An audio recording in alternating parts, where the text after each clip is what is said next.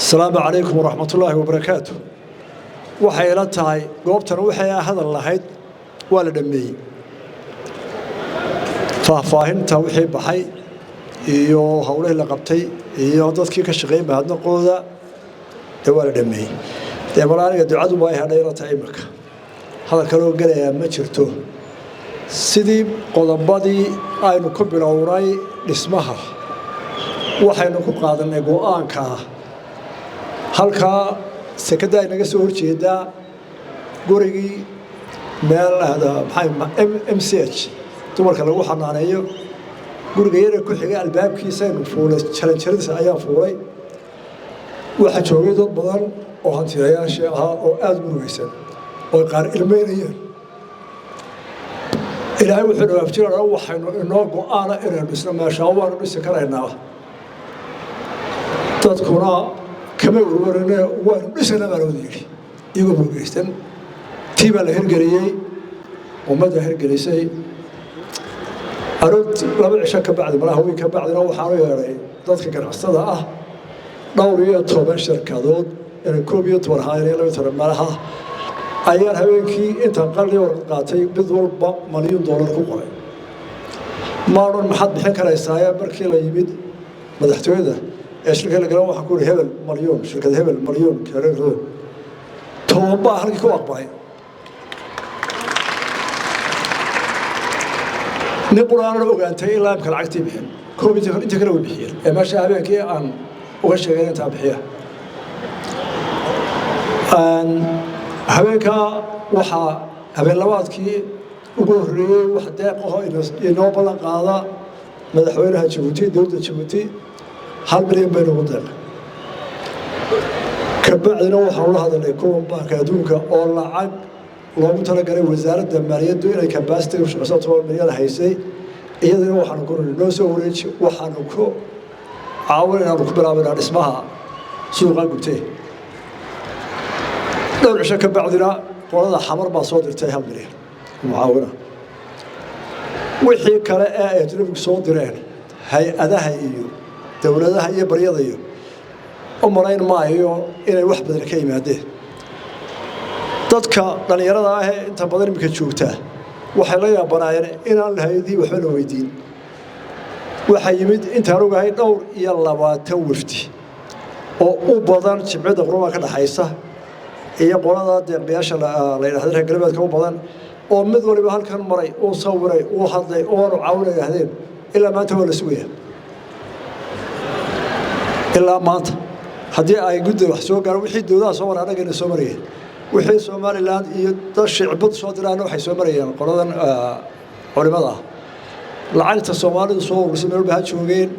kuwa Mareykan kuwa Australia kuwa Carabta waa la soo diray nin wali taag uu soo diray waxa ku soo dhacay culimada wixii dawladaha marayana xageega soo marayeen marka qolada faraha badnayd ee wufuuda badnayd ee timid ee sawirada baa qaaday ee in badan miidiyaha laga dhageystay layma soo sheegin wax dawladda garab baro soo gaaray culimada dawladda xukumi soo gaaray taas waxay noo sheegaysaa ninka dantiisa qabsan waaya ee isku kalsoonaan waaya ciidana wixii soo qaban mayso waxaan uga mahadnaqayaa shacabka Soomaaliland meel ay joogaan baa hawshan sidii ay u galeen iyo sida wax uga qabteen kuwii wax lagu soo caawiyey Soomaaliha ahaadeen kuwii ka xumaaday ee taal waayey iyagana waa mahadnaqaynaa niyadda dadka markii midowdo oo isku tashado wax walba uu qaban karaa in badan baa la sheegay quraanka lagu sheegay diimaanka lagu sheegay gabayada lagu sheegay waa tulqodo waxa jira dad marka meel qaran ku wada tashada shaydaan ka dhex kaco oo wax ka sheega hawsha ugu badan waxay ka hortaga dadkii sharwadayaasha ahaa ee wax badan kol walba xagga wanaagga marka loo dhaqaajiyo xagga kale u sii deynaya waxaan uga mahadnaqayaa guddiyadii iyo shacabka Hargeysa gaar ahaan kuwii dhibaatada gaadhayna in aanay sharwadayaashii kolba balaay soo dhexgelinayay aanay dhageysan ee loo midoobay tan waan uga mahadnaqayaa xoolaha ka ugu yar warbixintii maalinta la keenay markii la soo dhameeyey $70 ayuu haystay cadaya iyo xiriibiya intii loo gubatay haddana wuxuu joogaa halkan isagoo ilaahay ma hadlaqayoone ilaahay baa arsaaqada noo qaybiy meelun bay ka iman ka u badan 200 kun buu ahaa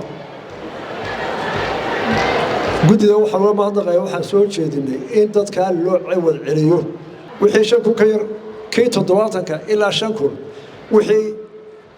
dowladda celiso dadka mid kasta wixii gaaray markii dambe lacagta la soo ururiyeyna waxaa lagu heshiiyey in qofkii ganacsadaha ahaa dowladdu 45% ay la dhisto guriga oo hadduu fooq yahay dowladdu ay nus dhisto 45% ka bixisa kharashka isna inta kale waxaan uga mahadnaqayaa dadkaas iyagoo xoolahooda gubteen haddana inay qaateen in sidii ay culays ku ahayd iyaga inay lacagtaa bixiyaan ilaa waxooda waa gubteen haddana inay maqleen war idina 45 baan bixinayna haddii dowladda adinkuna 55 ka qaata culimada lacagta haysay iyo dadka soo waxaan uga mahadnaqayaa hawsha ugu weyn iyaga loo qaybiyay wuxuu ahaa G1 ka weyn iyo wixii lagu soo daro sidii halkan baa xeer ka sheegay waxaan aad iyo aad uga mahadnaqayaa qoladaas markay arkeen culayska ay leedahay hawsha ku soo hagtay inay telefoonkii iyo shidaalkii iyo kharashka iska bixiyeen aad baan ugu mahadnaqayaa ay caqliga keeneen oo wala sidii wadaan su'aashina waxa weeye ma maqal wali aniga imay soo gaarin labadii guddiyo inuu war dhaqaale mahana dowladda isku noqdo wax bixiya waayo marba baraarti waxa waxaan aad uga mahadnaqayaa dhammaan shacbiga Soomaaliyeed arrintan iyaga dhisay isku tagoodii waa keenay ismaqalka ay mustaqbalay baa keenay ilaahayna waan uga mahadnaqaynaa inaan maalintiina joognay maanta aynu soo gaarsiiyey ilaahay dalka iyo dadka waxay noo barakeeyo ilaahay dambigeena ha dhaafo kii waalidkan ha dhaafo wixii buka Allah inoo caafiyo waxa aafad qaban ilaahay caafimaadka u siyaadiyo ilaahay waxaanu ka rajaynaa khayr oo dhan baynu oohu Soomaaliland ha jirto waxay noo balan haddii Soomaaliland nahay qaranka Soomaaliland in aanay cidina qaranimada soo fargelin qofkii soo fargeliyayna aynu aad iyo aad uga hortagno waayo waxay nahay qaran maanta meel wanaagsan maraya intii ay dowladda Soomaaliyeed bisnayd dhixankii ka soo qaado te inta la cidina noo dhisin ma dhisi karto kamana rajaynayno qaranka Soomaaliyeed baa dhisay waa in qaranka lagu dagaalamaa jiritaankiisa iyo ictiraafkiisa wassalaamu calaykum wa rahmatullahi